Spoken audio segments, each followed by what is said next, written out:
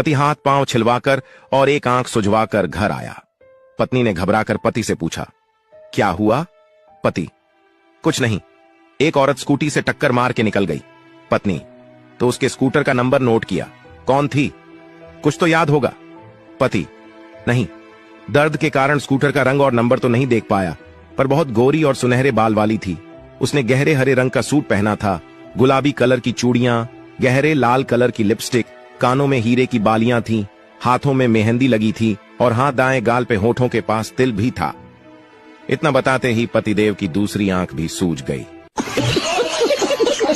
अमीर लोग बातें कर रहे थे। किसी ने कहा मेरा बाथरूम 10 लाख का, तो किसी ने 20 लाख, तो किसी ने 50 लाख का बताया। और जब यही बात एक गांव के आदमी से पूछी गई तो उसने बताया कि मैं जहां सुबह लौटा लेके जाता हूं उस खेत की कीमत 7 करोड़ है और ऐसे बाथरूम तो हम रोज बदल देते हैं। पागलों के अस्पताल में एक कमरे में सभी पागल डांस कर रहे थे, बस एक पागल चुपचाप बैठा था। डॉक्टर ने सोचा वो ठीक हो गया। डॉक्टर ने उससे पूछा, तुम डांस क्यों नहीं कर रहे हो? पागल बोला, अरे बेवकूफ, मैं दूल्हा हूं। भिखारी बोला, क्या बात है साहब, पहले आप 100 रुपए देते थे, फिर 50 और अब 25।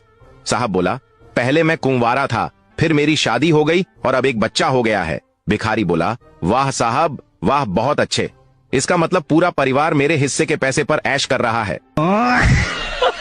एक रैली में नारे लग रहे थे, हमारा नेता कैसा हो। तभी पीछे से एक लड़की बोली, पिंक कलर का।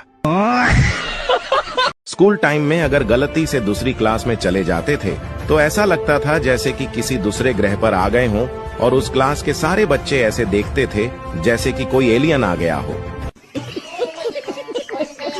आजकल सिर्फ मोबाइल को पता है कि उसके मालिक का कैरेक्टर कैसा है, वरना दुनिया की नजर में तो वो शरीफ ही है।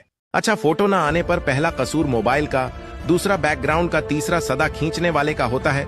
शक्ल पर तो शक करना भी गुनाह है।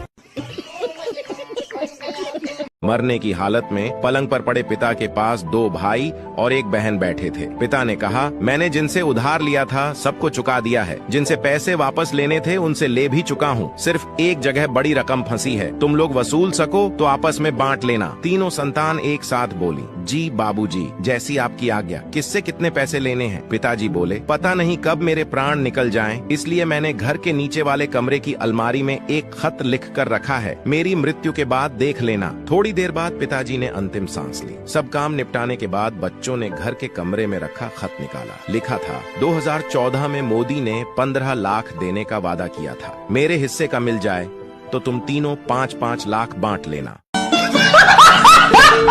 लड़का, वाव, इतना बड़ा घर। लड़की, हाँ हम पैसे वाले हैं। लड़का, वाव, इतनी बड़ी कार। लड़की, हाँ हम पैसे वाले हैं। लड़का, ओ माय गॉड, इतना सोना भी है। लड़की, हाँ हम पैसे वाले हैं। लड़का, ये लो लेटर। लड़की, ये क्या है? लड़का, हम इनकम टैक्स वाले हैं। लड़की कोमा में। एक पागल ने दूसरे पागल को डूबने से बचाया। अगले दिन डॉक्टर ने उसे बुलाया और बोला, तुमने उस पागल की जान बचाकर यह साबित कर दिया कि तुम अब पागल नहीं हो, पर अफसोस आज सुबह ही उसने पंखे से लटक कर जान दे दी। पागल बोला, अरे वो मरा नहीं है, मैंने उसे सूखने के लिए लटकाया है।